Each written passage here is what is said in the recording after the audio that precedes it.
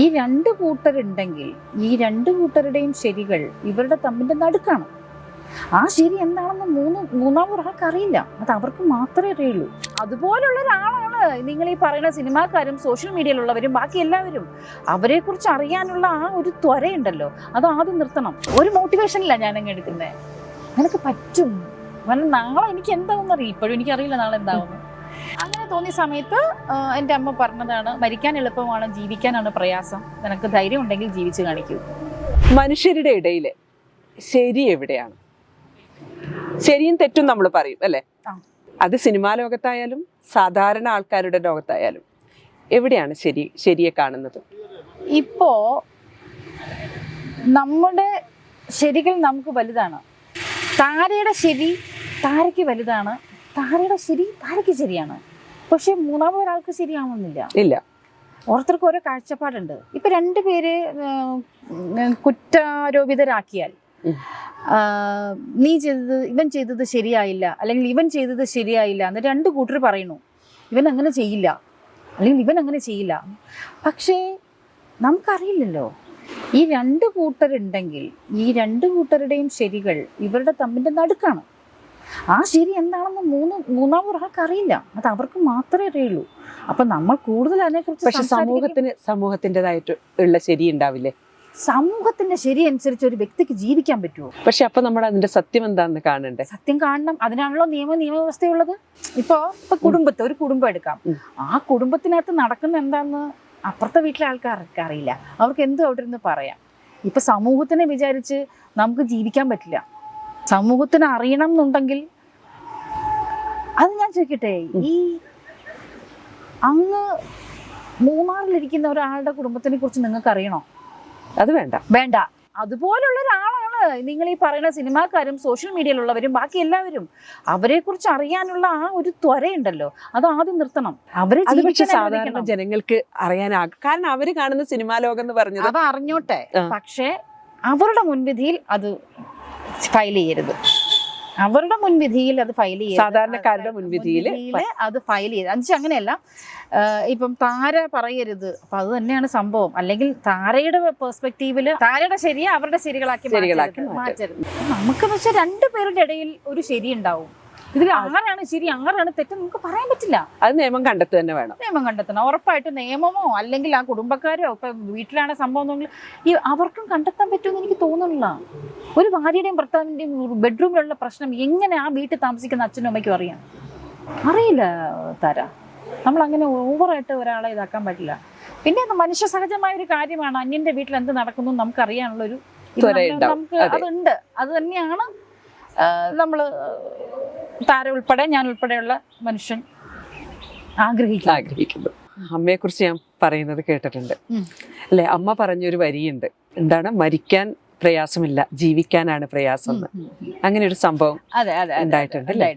അത് ഒരു പ്രത്യേക സാഹചര്യത്തിൽ, അങ്ങനെ ഒരു വല്ലാത്തൊരു വിഷമഘട്ടത്തിൽ, മരിച്ചാലോ എന്ന് തോന്നിയ ഘട്ടത്തിൽ എൻ്റെ അടുത്ത്, അത് എല്ലാവർക്കും ഉണ്ടാവും ജീവിതത്തിൽ ഏതെങ്കിലും ഒരു സമയത്ത്, സാഹചര്യത്തിൽ എല്ലാ മനുഷ്യർക്കും ഉണ്ടാവുന്നതാണ്. അങ്ങനെ തോന്നിയ സമയത്ത് എൻ്റെ അമ്മ പറഞ്ഞതാണ്, മരിക്കാൻ എളുപ്പമാണ്, ജീവിക്കാനാണ് പ്രയാസം. നിനക്ക് ധൈര്യം ഉണ്ടെങ്കിൽ ജീവിച്ച് കാണിക്കൂ എന്ന് പറഞ്ഞത് എൻ്റെ അമ്മയാണ്. അതൊരു ടേണിംഗ് പോയിന്റ് ആയിരുന്നു ജീവിതത്തിൽ. തീർച്ചയായിട്ടും. അവിടുന്ന് ഞാനാണ് ജീവിക്കാൻ തുടങ്ങിയത്. അവിടുന്നാണ് ഞാൻ ജീവിക്കാൻ തുടങ്ങിയത്, അതിലേക്ക് മാറിയത്. പക്ഷെ നമുക്കുണ്ടല്ലോ, പല സമയത്തും നമ്മൾ വഴിമുട്ടിപ്പോവും. നമ്മളെ മനുഷ്യര് പല സ്ഥലത്തും ചെന്ന് ഇനി അങ്ങോട്ട്, ഇനി എന്ത് എന്നുള്ളൊരു, അവിടുന്ന് പിന്നെ റീസ്റ്റാർട്ട് ചെയ്യും. ആരെങ്കിലുമൊക്കെ ഉണ്ടാവും. ചിലപ്പോൾ അത് അമ്മയാവാം. ഒരുപാട് പേര് കേൾക്കണം മഞ്ജു. കാരണം ഒരുപാട് സ്ത്രീകള് ഒരു ഘട്ടം എത്തുമ്പോൾ മരിച്ചാലോ എന്ന് ചിന്തിക്കുന്നവരുണ്ട്. ഈ മഞ്ജുവിന്റെ വാക്കുകൾ എനിക്ക് തോന്നുന്നു പ്രേക്ഷകർ അത് കേൾക്കേണ്ടതാണ്. അങ്ങനെ ഒരു ഘട്ടം വന്നപ്പോഴാണ് മഞ്ജു മാറി ചിന്തിച്ചത്. അതാണ് ലൈഫിന്റെ ഒരു ടേണിംഗ് പോയിന്റ് ആയത്. ഞാൻ 2-3 പ്രാവശ്യമൊക്കെ ഞാൻ അങ്ങനെ ലൈഫിൽ നിന്ന് മാറി ചിന്തിച്ചിട്ടുണ്ട്. അതായത് ആ സമയത്ത് എനിക്കൊരുപാട് നല്ല കൂട്ടുകാരുണ്ട് അല്ലേ? സുഹൃത്തുക്കൾ എന്ന് പറഞ്ഞാൽ മാത്രം പോരാ, ഒരുപാടെന്ന് പറഞ്ഞാൽ വിരലെണ്ണാവുന്ന ഒരു, ഈ ഡിംപിൾ, ലക്ഷ്മി, ഞാൻ പറഞ്ഞ എൻ്റെ ഡയറ്റീഷ്യൻ ലക്ഷ്മി, ദേവി, മായ, ലതി ചേച്ചി, രശ്മി, ശ്രീലക്ഷ്മി, അങ്ങനെ ഒരു 7-8 പേര് എനിക്കുണ്ട്. പിന്നെ എനിക്ക് സിസ്റ്ററിനെ പോലെ അല്ലെങ്കിൽ ബ്ലഡിലല്ല കാര്യം. എനിക്ക് ജീവിക്കണം, നിനക്ക് മരിക്കാമോ എന്ന് ചോദിച്ചാൽ അതിന് വരെ തയ്യാറാണ് നിൽക്കുന്ന ഒരു സിസ്റ്റർ ഉണ്ട് എനിക്ക്. പിന്നെ അല്ലാതെ എനിക്ക് ഞാൻ സിന്ധു ചേച്ചിയുണ്ട്, എൻ്റെ മകൾ. തീർച്ചയായിട്ടും കൂട്ടുകാരൊരു ശക്തി തന്നെയാണ്. ഉറപ്പായിട്ടും എന്നെ പല സമയത്തും എന്നെ മോട്ടിവേറ്റ് ചെയ്ത് നിനക്ക് പറ്റും എന്ന് പറഞ്ഞിട്ട് ചെയ്യിക്കുന്നത് ഇതാണ്. ഞാൻ പറഞ്ഞില്ലേ, പല സമയത്തും നമ്മൾ ചെന്ന് നിന്നു പോവേ, ഇനി എന്ത് ചെയ്യും, അയ്യോ എനിക്ക് അങ്ങ് പറ്റുമോ, എന്നെ കൊണ്ട് സാധിക്കുമോ, എന്ത് ചെയ്യും, അങ്ങനെ ഇങ്ങനെ. ഞാൻ അങ്ങനെയുള്ളൊരു ഘട്ടത്തിലാണ് എൻ്റെ വീട് വാങ്ങിച്ചത്, കാർ എടുത്തത്. അതൊക്കെ ഒരു മോട്ടിവേഷനില്ല ഞാനങ്ങ് എടുക്കുന്നത്. നിനക്ക് പറ്റും, കാരണം നാളെ എനിക്ക് എന്താവും അറിയാം. ഇപ്പോഴും എനിക്കറിയില്ല നാളെ എന്താവുന്നു, നാളത്തെ കാര്യങ്ങൾ നമുക്കറിയാൻ പറ്റില്ല. പക്ഷെ എങ്കിലും എനിക്കതൊരു മോട്ടിവേഷനാണ്. പിന്നെ സ്വന്തമായിട്ട് നമ്മളൊന്ന് മോട്ടിവേറ്റഡ് ആവുന്ന നന്നായിരിക്കും തോന്നുന്നു. മോളിപ്പോ ഇറ്റലിയിൽ ടാറ്റു അടിച്ചത് ഞാൻ വായിച്ചു. മോള് ഞാൻ സ്വയം പറഞ്ഞതാ. ഞാൻ വിചാരിച്ചു എവിടെ ടാറ്റു അടിച്ചു, അത് സിനിമയ്ക്ക് വേണ്ടിയിട്ട് മറച്ചു വെച്ചേക്കുക. ഓ അതെയാ, മോളെ ഫോട്ടോ ആണല്ലേ ചെയ്ത്? ഞാൻ ചെയ്ത ഫോട്ടോ ഇതാണ്, ഞാൻ കാണിച്ചു തരാം. ഞാൻ എന്നെ സ്വയം പറഞ്ഞതാ, മോളെ നിനക്കേ പറ്റുള്ളൂ. ഇതാണ് ഞാൻ ടാറ്റു അടിച്ച ഫോട്ടോ. ഇപ്പൊ സിനിമയ്ക്ക് വേണ്ടിട്ട് അത് മായ്ക്കും. മോള് പക്ഷെ പട്ടിക്കുട്ടിയുടെ ടാറ്റു അടിച്ചു. അതെയോ, അത് ഞാൻ അറിഞ്ഞില്ല കേട്ടോ. അവള് ഇറ്റലിയിൽ രണ്ടാമത് പോകുന്നതിന് മുമ്പ് അവള് അടിച്ചു. ഞാൻ കാണിച്ചു തരാം, നോക്കട്ടെ എന്റെ ഉണ്ടെങ്കിൽ ഞാൻ. മഞ്ജു കയ്യിലല്ലേ ചെയ്തത്? അവളും കയ്യിലാ ചെയ്തത്. ഇത് കയ്യില് വീഡിയോ ആണ് ഈ ഫോട്ടോ ചെയ്ത് അവളും ചെയ്തു. സിനിമാലൊക്കെ മാറ്റി നിർത്തി എന്ന് തോന്നിയിട്ടുണ്ടോ മഞ്ജുവിന് എപ്പോഴെങ്കിലും? ഇല്ല ഇല്ല, ഒരിക്കലും മാറ്റി നിർത്തി ഞാൻ മാറി നിന്നിട്ടേ ഉള്ളൂ. പിന്നെ എന്താന്ന് വെച്ച് കഴിഞ്ഞാല് ചില സമയത്ത് ഒരുപക്ഷെ അത് മാറ്റി നിർത്തലിനോട് ഉപമിക്കാമായിരിക്കും. ചില ക്യാരക്ടേഴ്സ് വരുമ്പം എനിക്കത് നന്നായി ചെയ്യാമായിരുന്നു, അല്ലെങ്കിൽ എന്നെ എന്തുകൊണ്ടത് വിളിച്ചില്ല എന്ന് തോന്നിയിട്ടുണ്ട്. അത് പക്ഷേ മാറ്റി നിർത്തലായിരുന്നില്ല, അപ്പോഴും ഞാൻ അഭിനയിക്കുന്നുണ്ടായിരുന്നു. ഇനി ചെയ്യാൻ ആഗ്രഹം, നെഗറ്റീവ് കഥാപാത്രങ്ങൾ കിട്ടണം എന്ന് ആഗ്രഹമുണ്ട്? ഉണ്ട്, ഞാൻ ആരോടും ഒന്നാണ് പറഞ്ഞത്. പുതിയ സിനിമ ഏതൊക്കെയാണ്? അടിനാശം വെള്ളപ്പൊക്കം എന്ന് പറഞ്ഞ് ഇപ്പൊ വരാൻ പോണ സിനിമ അല്ലെ? ലൊക്കേഷൻ അല്ലാണ് ഇരിക്കുന്നത്. അടിനാശം വെള്ളപ്പൊക്കത്തെ കുറിച്ച് എങ്ങനെയാ, എന്താണ് അതിലെ റോൾ, എങ്ങനെയാണ്? പിള്ളേരുടെ കഥയാണ്. ഐ മീൻ കോളേജ് സ്റ്റുഡൻസിന്റെ 4 കുട്ടികളാണ് അതിനകത്ത് മെയിനായിട്ട്. അതിൽ ശരിക്കും പറഞ്ഞാൽ കോളേജിൽ എന്തുമാത്രം മയക്കുമരുന്നുകൾ അല്ലെങ്കിൽ അങ്ങനെയുള്ള കാര്യങ്ങൾ എന്തുമാത്രം കടന്നുകയറ്റമുണ്ട് എന്നൊക്കെയുള്ളതിൻ്റെ ഒരു സമൂഹത്തിൽ ഒരു നല്ല മെസ്സേജ് കൊടുക്കാൻ പറ്റും. അതിൽ എൻ്റെ ക്യാരക്ടർ എന്ന് പറഞ്ഞു കഴിഞ്ഞാൽ അതിൽ ഭയങ്കര അരഗൻ്റ് ആയിട്ടുള്ള ഒരു പ്രിൻസിപ്പലിൻ്റെ വേഷമാണ് അതിനകത്ത്. എനിക്ക് തോന്നുന്നു ഈ 4 കുട്ടികളുടെ കൂട്ടത്തിൽ ഒരു പെൺകുട്ടിയുണ്ട്, അല്ലാതെ സ്ത്രീ കഥാപാത്രങ്ങൾ എനിക്ക് തോന്നുന്നില്ല അധികം ഉണ്ടെന്ന് തോന്നുന്നില്ല. ഈ പ്രിൻസിപ്പലാണ് അതിൽ കുറച്ച് ഇതായിട്ടുള്ള. എന്തായാലും നല്ലൊരു പ്രതീക്ഷയുണ്ടല്ലേ. ഇത് ഡയറക്ടർ വർഗീസ്, അടികപ്പ്യാരെ കൂട്ടമണിയുടെ വർഗീസാണ്. വർഗീസ് തന്നെ വിളിച്ച് സംസാരിക്കുമ്പം ഞാൻ നോക്കുമ്പോൾ പിള്ളേരാണ്, തൊട്ട് പിള്ളേരാണ്. ഞാൻ പറഞ്ഞു ഇതിനകത്ത് ഞാനില്ല, ഞാൻ ചേച്ചി ഇത് സിനിമ ചെയ്ത് വരുമ്പോൾ ചേച്ചിയുടെ ക്യാരക്ടറിന് എന്തുമാത്രം ഇമ്പോർട്ടൻസ് ഉണ്ടെന്ന് ചേച്ചിക്ക് മനസ്സിലാവും. ചേച്ചി ഉണ്ട്, ചേച്ചിയാണ് നായിക എന്നൊക്കെ പറഞ്ഞ് എന്നെ ചുമ്മാ ഇപ്പോഴത്തെ പിള്ളേരൊക്കെ പറയുമല്ലോ ചേച്ചിയാണ് നായിക എന്ന് പറയും. അപ്പുറത്ത് ആ കൊച്ചിനോടും പറഞ്ഞാണ് ആളാണ് നായിക എന്ന്. പക്ഷെ ആക്ച്വലി കുറച്ച് ഡിഫറെൻ്റ് ആയിട്ട് പെർഫോം ചെയ്യാൻ പറ്റുന്ന ഞാൻ ഇങ്ങനത്തെ ക്യാരക്ടേഴ്സ് ചെയ്തിട്ടില്ല. നെഗറ്റീവ് അല്ല, പക്ഷെ കോളേജിന് വേണ്ടിയിട്ട് അശോകേട്ടനാണ് ഹസ്ബൻഡായിട്ട്, ഞങ്ങളുടെ കോളേജാണ്. അപ്പോൾ കോളേജിന് വേണ്ടിയിട്ട് ഞാൻ പ്രയത്നിക്കുക, അശോകേട്ടൻ അത് കൊളാക്കാൻ നടക്കുന്ന അങ്ങനത്തെ ഒരു എനിക്കൊന്നും ഇപ്പോഴത്തെ പിള്ളേർ കാണേണ്ട അല്ലെങ്കിൽ പിള്ളേർക്ക് ഇഷ്ടപ്പെടുന്ന ഒരു സിനിമയാണ്. ന്യൂജൻ കുട്ടികൾക്ക് ഇഷ്ടപ്പെടുന്ന ഒരു സിനിമ കൂടിയാണ് അല്ലേ?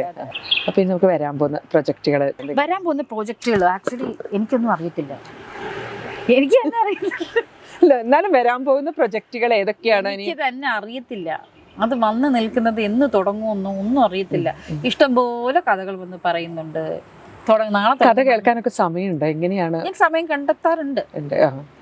നമുക്ക് ജെന്യുവൻ ആയിട്ട് തോന്നുന്ന കോൾസ് ഉണ്ടാവുമല്ലോ, ആ കോളുകൾ ഞാൻ കഥ കേൾക്കാനായിട്ട് ഒരു കഥ കേൾക്കാന്ന് പറയുമ്പോ എങ്ങനെയാ മുഴുവൻ കേൾക്കണ്ടേ ഒരു കഥയുടെ? മുഴുവൻ കേൾക്കും, സ്ക്രിപ്റ്റും വായിക്കും. സ്ക്രിപ്റ്റ് വായിക്കും അല്ലേ?